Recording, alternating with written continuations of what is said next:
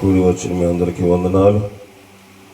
వేదిక మీద ఉన్న అధ్యక్షుల వారికి, అలాగే స్థానిక సంఘ కాపుర అమ్మగారి గారి, అలాగే ఆదరణ కూటమి ఏర్పాటు చేసిన కుటుంబస్తులకు ప్రత్యేకమైన వందనాలు తెలియజేస్తూ ఉన్నాను.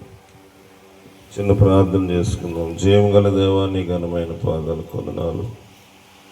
ఈ యొక్క ఉదయకాల సమయమందు ఈ కూటమిలో దేవ మాట్లాడేంత యోగ్యత అర్హత నాకు లేదు. వాతావరణ అనుకూలపరిచిన విధానంకై నీకు వందనాలు. కరెంట్ని, వాయిద్యములను, సౌండ్ సిస్టమ్ను కూడా మాకు అనుకూలపరిచిన విధానంకై నీకు వందనాలు. నీ సహాయం చేత నన్ను మమ్మల్ని నింపండి. నీ వాక్యం చేత మొదట నాకును దేవ కూడి వచ్చిన వారందరికీ, ప్రాముఖ్యంగా కుటుంబస్తులకు కావాల్సిన వాక్యం మీరు దయచేయమని క్రీస్తు అడుగుచున్నాం తండ్రి, ఆమేన్. 2వ రాజుల గ్రంథము 2వ అధ్యాయము. 2వ రాజుల గ్రంథము 2వ అధ్యాయము మొదటి 2 వచనాలు చదువుకుందాం. యెహోవా సుడిగాలి చేత ఏలియాను ఆకాశమునకు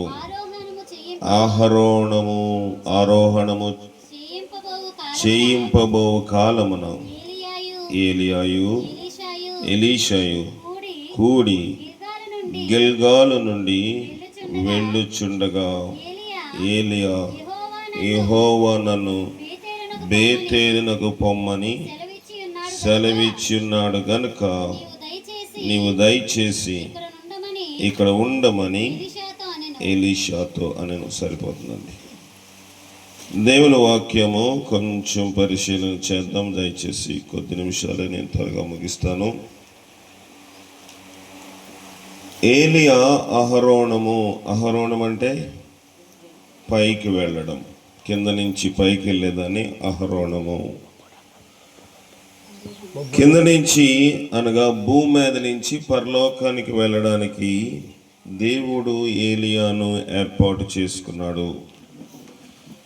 బైబిల్లో ఇంకొక వ్యక్తి ఉన్నారు, ఆయన పేరు హానోక్.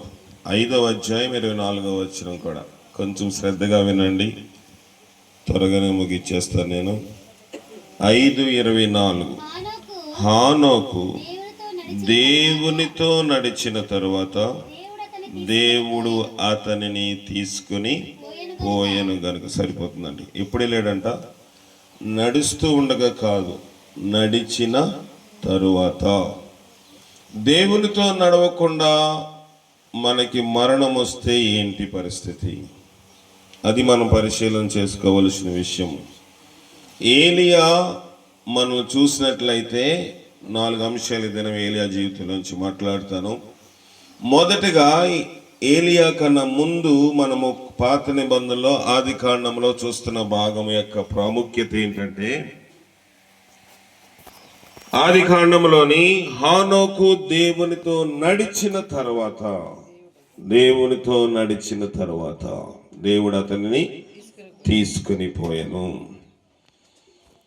సహోదరి హన్నమ్మ, లేకపోతే ఆమె పేరు వెంకాయమ్మ, బాణం వెంకాయమ్మ గారు, లోకంలోని ఏమేమో కలిగి ఉండొచ్చు, కానీ ఆమె చేరవలసిన గమ్యస్థానం ఆమె చేరిపోయింది. ఇప్పుడు ఆమె గురించి మనం కొన్ని రోజులు దుఃఖపడతాము. ఈ దినమందు ఉన్న దుఃఖము వచ్చే సంవత్సరం ఇదే రోజుకి వారికి ఇంత దుఃఖం ఉంటుందా? ఉండదు. వాళ్ళు మర్చిపోతారు. ఎవరైనా అంతే. వచ్చే సంవత్సరం ఒకవేళ సంవత్సరికము జ్ఞాపకార్థకూటం చేస్తే చాలా సంతోషముగా, ఈవేళ ఎంత దుఃఖములో ఉన్నారో ఆ దినము రెట్టింపు సంతోషముతోటి ఇదే వెంకయ్యమ్మ గారికి అనబడిన హన్నమ్మ గారికి వీళ్ళు మంచి కూటమి ఏర్పాటు చేసి బంధువులు, రక్త సంబంధులు అందరినీ పిలుస్తారు.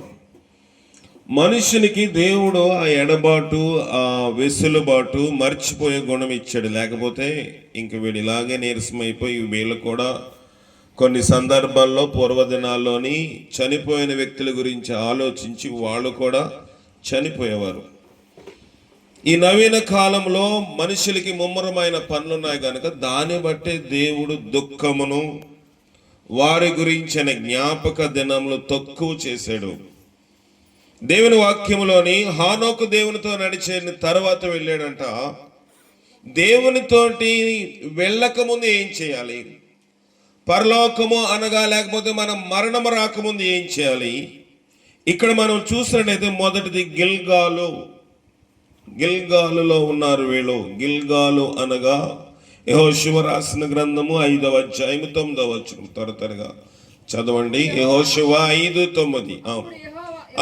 అప్పుడు యెహోవా, నేడు నేను ఐగుప్తు అవమానము నీ మీద ఉండకుండా దొర్లించి వేసి ఉన్నానని యెహోషువతో అనెను. అందుచేత నేటి వరకు ఆ చోటికి గిల్గాలు అను ఏం చేశాడంట? అవమానమును దొర్లించి వేశాడు, తొలగించాడు. దొర్లుట.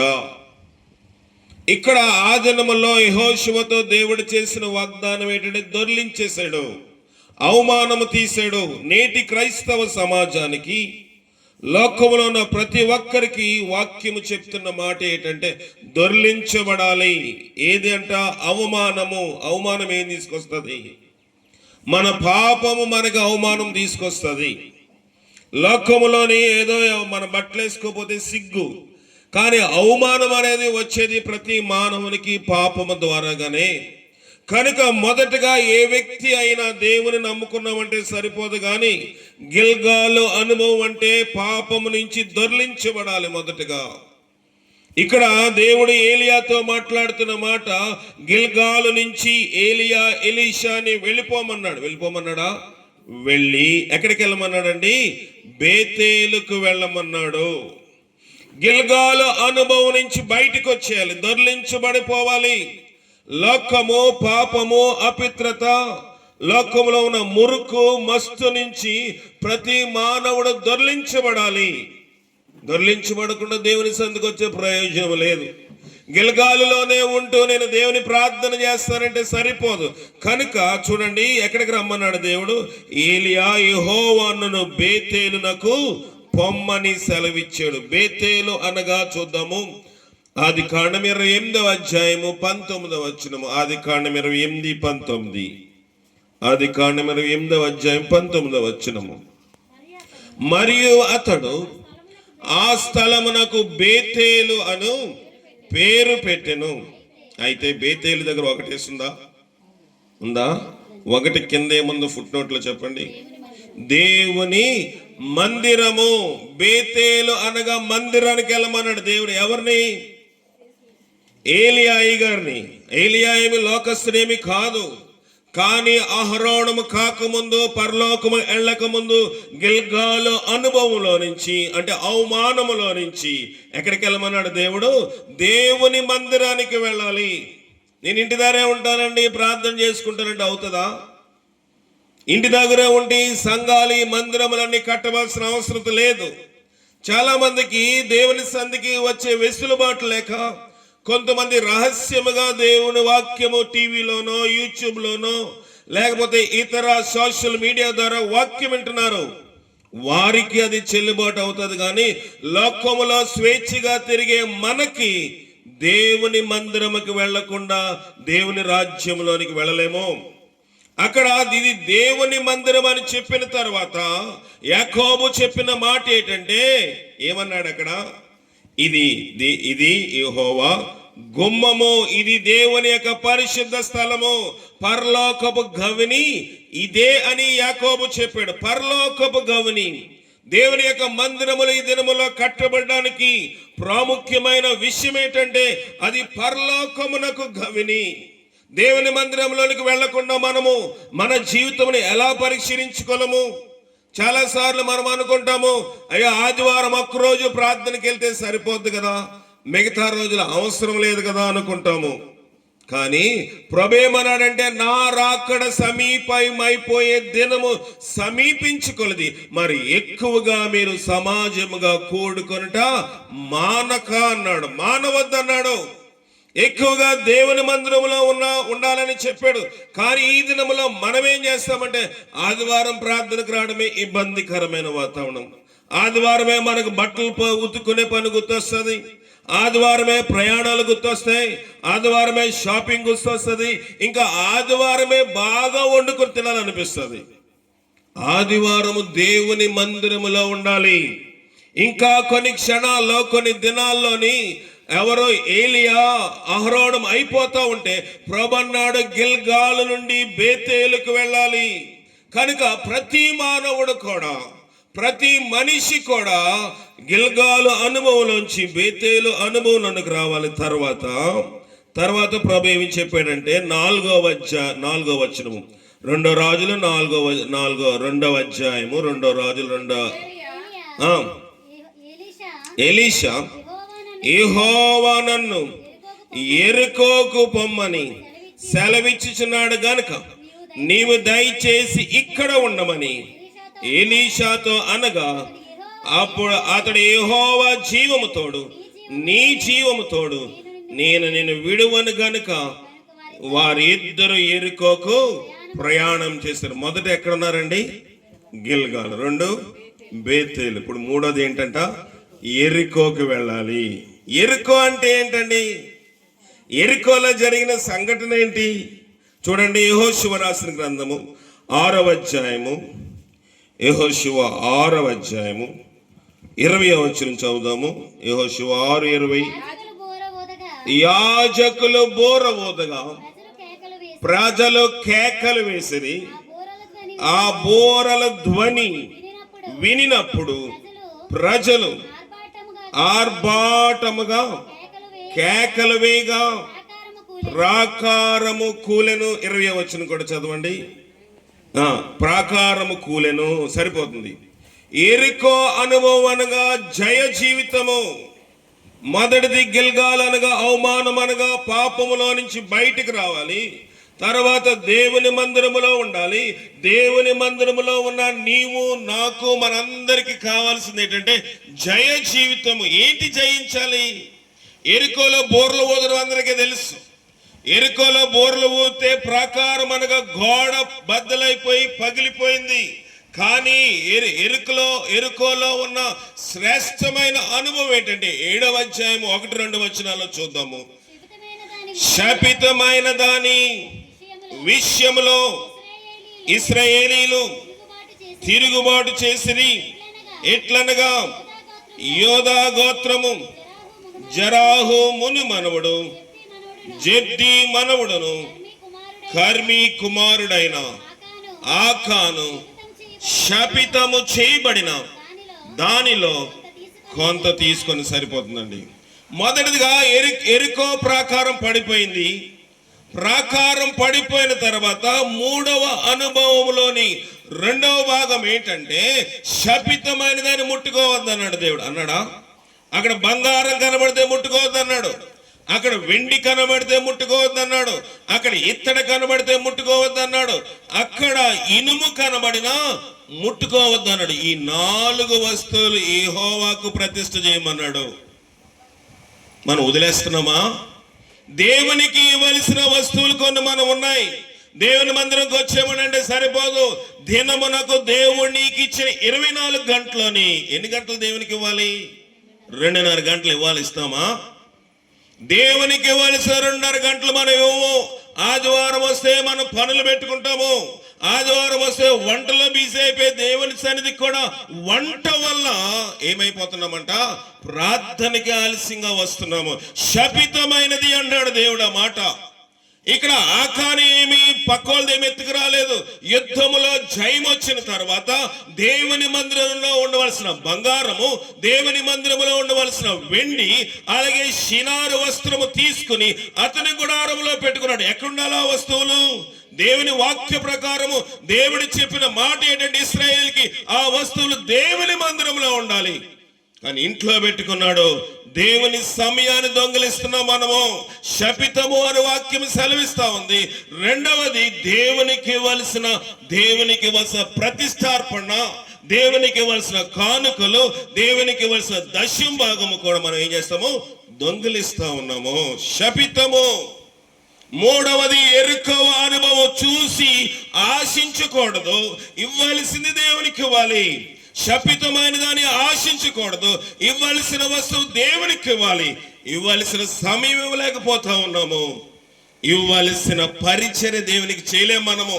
అయ్యో, దేవుని సన్నిధిలో పరిచర్య చేస్తే కొంతమంది యొక్క స్వభావం ఎలాగుంటుందంటే, నేను దేవుని సన్నిధిలో పరిచర్య చేస్తున్నాను అనుకోరు. అక్కడ ఏమైనా పని మనిషినా లేకపోతే పనివాడినా అనుకుంటాడు. దేవుడు ఏమన్నాడంటే, మీలో గొప్పవాడై ఉండ గోరిని ఎడల వాడు ఏమై ఉండాలన్నాడు? పరిచారకుడై ఉండాలి, ఉపచారము చేయువాడై ఉండాలి. కనుక ప్రియమైన దేవుని సంగమా, దేవునికి ఇవ్వాల్సిన మన దేహము, పాటలో ఉంటది కదా, నీ దేహము ధనము సమయమును, నీ దేహము ధనము సమయం మూడు ఇవ్వాలి దేవునికి. దేహం అనగా పరిచర్య, ఇంకా రెండేది ఏమన్నాడు? సమయం అనగా దేవునికి ఇవ్వాల్సిన సమయం, బైబిల్ ధ్యానించవలసిన సమయం బైబిల్ ధ్యానించము, ప్రార్థన చేయవలసిన సమయంలో ప్రార్థన చేయము. మూడవది, దేవునికి ఇవ్వాల్సిన అర్పణ దేవునికి ఇవ్వము. దీని ద్వారాగా మనుషులు ఏమైపోయినట్టు, ఆకాను కుటుంబం ఏమైపోయిందంట? శపితమైపోయింది, దేవునికి ఇవ్వాల్సింది ఇవ్వకపోవడం వల్ల. ఇది మూడవ అనుభవం, ఎరుకో అనుభవం. తర్వాత 6వ వచనం చదువు, 2 రాజులు 2:6. అంతటి ఏలియా, యెహోవా నన్ను యొర్దానునకు పొమ్మని సెలవిచ్చి ఉన్నాడు గనుక నీవు దయచేసి ఇక్కడ ఉండమని ఎలీషాతో అనగా, అతడు, యెహోవా జీవము తోడు, నీ జీవము తోడు, నేను విడువనని చెప్పాను గనుక వారిద్దరు ప్రయాణమై సాగి వెళ్ళి. 4వ అనుభవం, ఆఖరి అనుభవము, యొర్దాను అనుభవము. యొర్దాను అంటే ఏం జరిగిందండి యొర్దానులో? చూడండి, యెహోషువ 3:13, యెహోషువ 3వ అధ్యాయం 13వ వచనము. సర్వలోకనాథుడగు యెహోవా నిబంధన మందసమును మోయు యాజకులు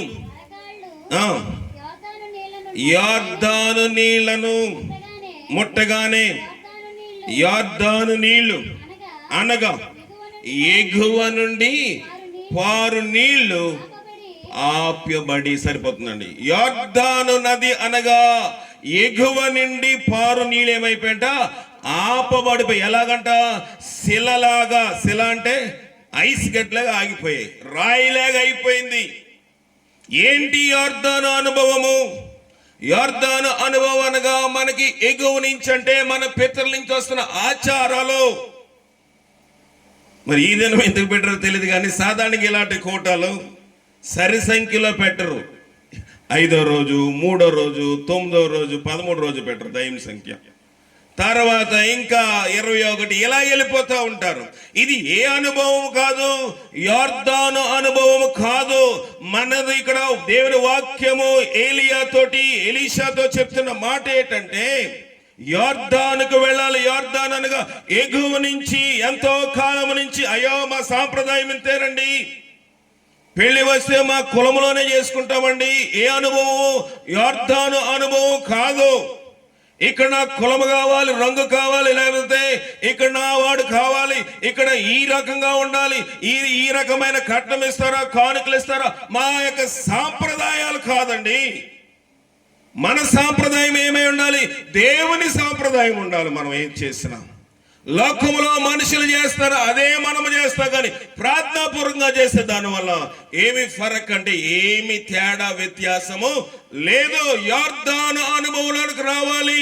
ఎగువ నుండి అనగా ఎంతో 4 తరాలు, ఇంకా 10 తరాలు, ఆ 10 తరాల నుంచి మన గృహంలోని కుల వ్యవస్థ ద్వారాగా, గ్రామ వ్యవస్థ ద్వారాగా, లేకపోతే మత వ్యవస్థ ద్వారాగా వస్తున్న ఆచారాలు ఏమైపోవాలి? శిలవలే ఆగిపోవాలి, శిలవలే ఆగిపోవాలి. యెషయా గ్రంథం ఆఖరుగా, యెషయా గ్రంథం 5వ అధ్యాయము చదువుదాము భాగము. యెషయా గ్రంథము 5వ అధ్యాయం 20వ వచనము. కీడు మేలనియు మేలు కీడనియు చెప్పుకొని చీకటి వెలుగని వెలుగు చీకటని ఎంచుకొని వారికి శ్రమ. ఏంటంటామంట మనము? కీడేమంటున్నామంట, మేలు అంటున్నాము. మేలు ఏమంటున్నామంట, కీడని ఎంచుతున్నామంట. ప్రసంగి ఏమన్నాడు ఈ దినం కోసం చూద్దాము. ప్రసంగి ఈ విషయం ఏం మాట్లాడుతున్నాడు చూద్దాం. 10వ అధ్యాయము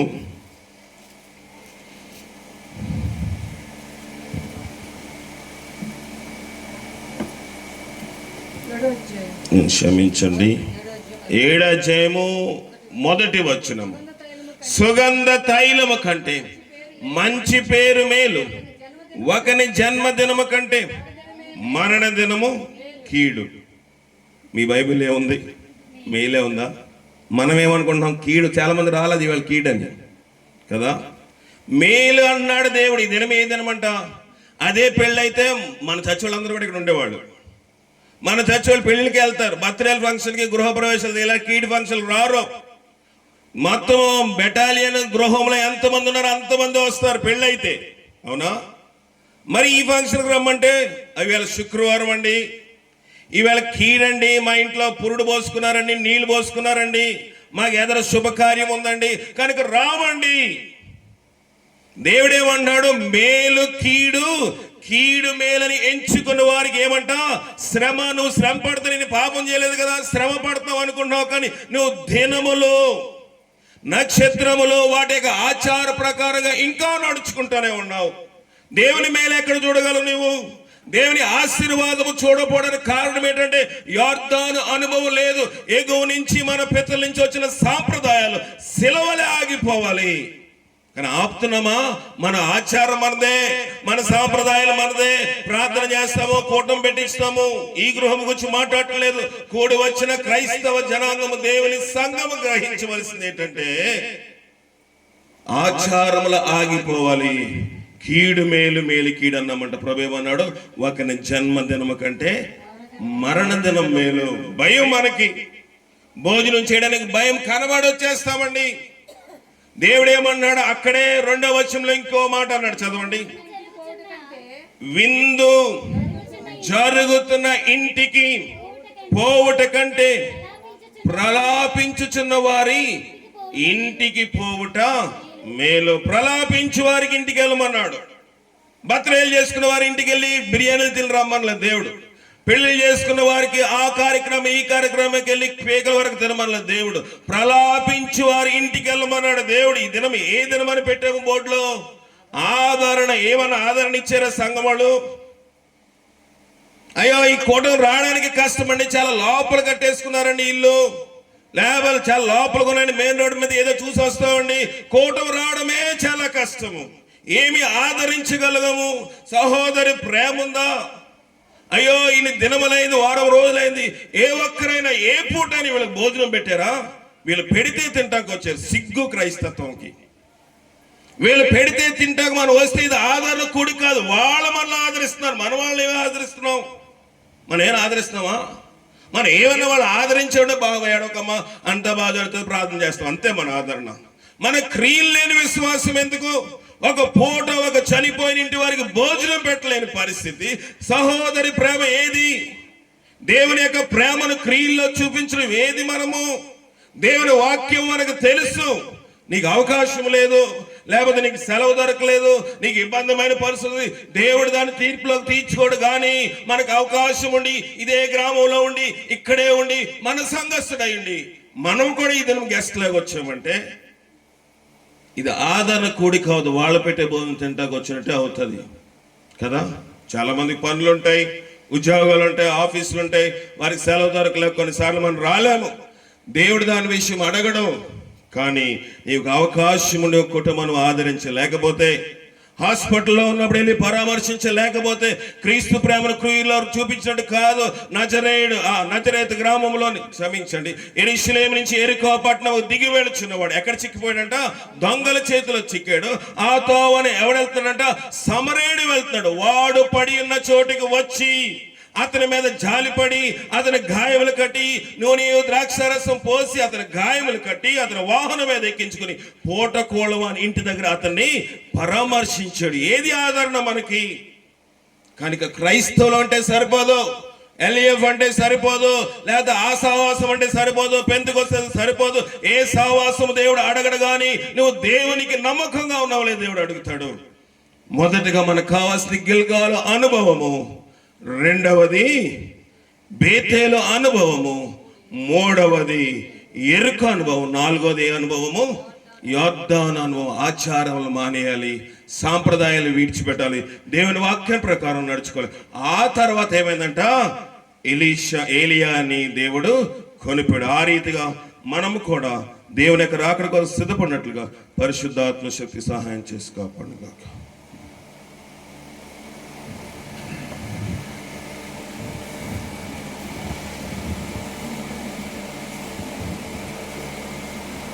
మరి సమయంలో అమ్మగారు కూడా కొన్ని కుటుంబ